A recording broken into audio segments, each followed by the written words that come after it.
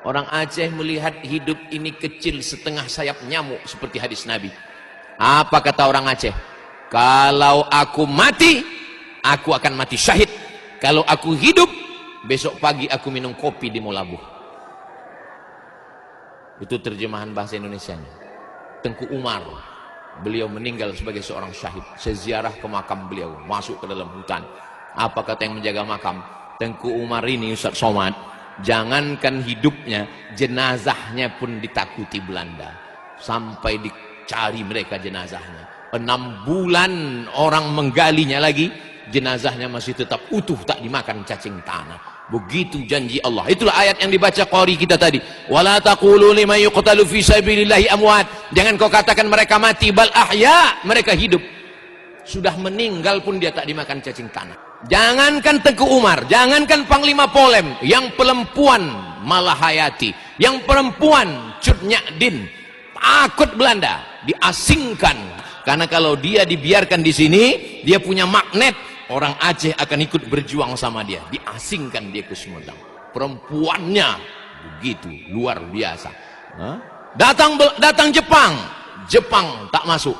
Datang Dom, selesai. Datang tsunami, selesai. Datang apapun yang datang kemari, tidak ada orang Aceh yang murtad, nggak ada.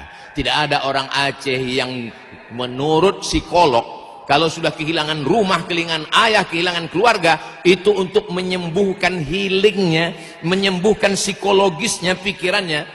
Mereka psikolog-psikolog yang ngerti, bingung mereka. Kok bisa orang Aceh tetap sehat walafiat? Karena kekuatannya berpegang pada la ilaha illallah Muhammadur Rasulullah. Maka saya tak pernah menceramahi. Saya hanya cerita. Saya kalau di Aceh ini hanya cerita. Tak pernah saya menceramahi. Marilah Bapak Ibu kita bersabar. Kata orang Aceh. Alah kau ngomong gitu. Belum pernah kau kena tsunami. Cobalah perhatikan ceramah saya di Aceh. Pernah saya ajak orang Aceh. Marilah kita berpegang teguh pada Allah. Orang Aceh kalau dengan itu senyum.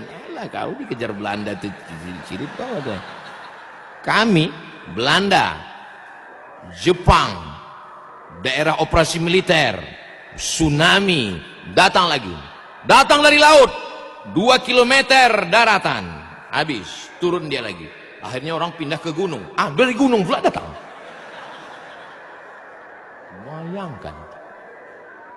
Allah mau menunjukkan ke orang Sumatera Utara, ke orang Riau, ke orang Jawa, ke orang Kalimantan, bahwa ada hambaku yang kuat menerima berbagai macam pukulan. Itu kan kata Ustaz Somad untuk menyenangkan hati kami. Ini hadis bro. Datang sahabat Nabi namanya Sa'ad bin Abi Waqqas. Dia bertanya kepada Nabi, man asyaddun nasi balaan, siapa orang yang paling kuat ujiannya?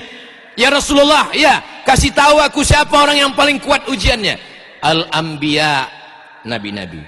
Setelah itu as-salihun, orang soleh. Setelah itu al-amsal fal-amsal. Itu kata Nabi. Orang yang paling kuat ujiannya nabi-nabi. Setelah itu orang soleh. Setelah itu orang yang di bawah itu, orang di bawah itu. Jadi kalau ditengok dari mulai Kalimantan, Sulawesi, Papua, Jawa, menurut pandangan saya, kalau dipakai hadis ini, yang paling kuat imannya adalah orang Aceh.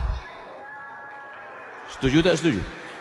Terserah, nggak setuju pun saya udah ceramah juga. Menguji iman dengan ujian-ujian ini. Dan iman yang paling kuat itu berada di serambi Makkah. Kita jaga ini. Kita jaga iman anak-anak kita. Kita jaga iman jamaah kita. Saya kalau mau mengasih contoh-contoh yang baik-baik, Aceh. Cerita tentang ekonomi syariah, banknya tidak ada konvensional, Aceh.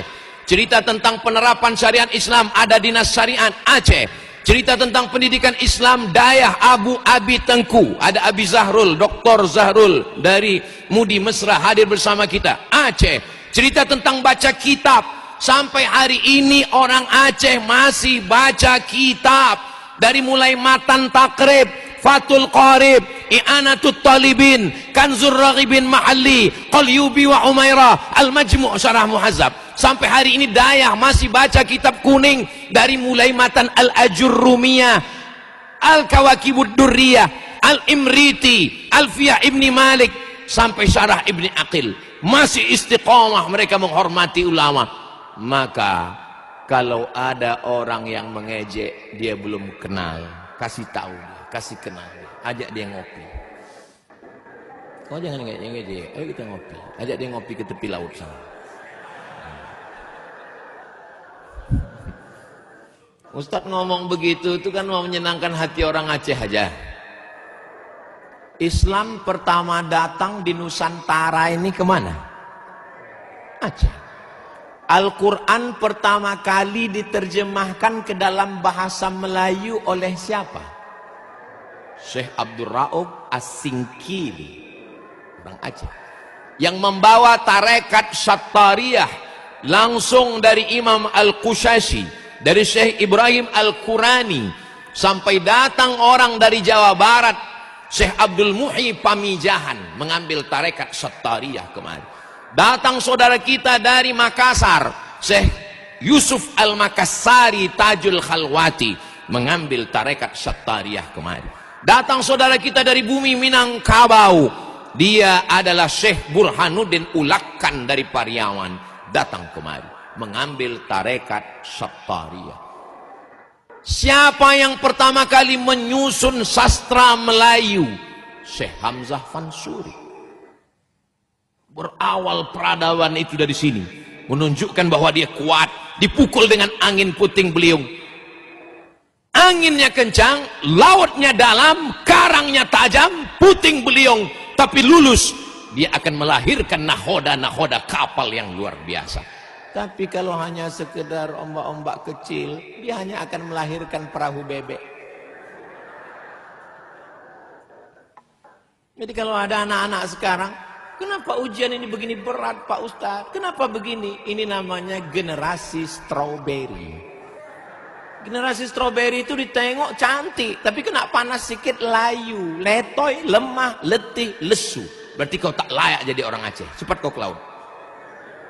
Sudah lama ikan hiu itu nunggu kau membacakan doa Allahumma barik lana fima razaqtana wa qina azaban. Itulah 7 poin yang saya sampaikan pada kesempatan ini.